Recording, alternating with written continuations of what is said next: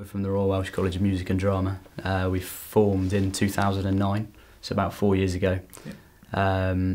And it's sort of, we got together as a group of friends really in the first place, and it's sort of more of a serious thing now. It's kind of grown, and we do quite a few gigs now. We sort of have something on every week, don't we, really? Yeah, it's become more of an integral part of our schedule, really, as musicians, and it's fantastic, really. And it's great to have the opportunity to come down to the Millennium Centre and perform on the stage. Yeah, it's great.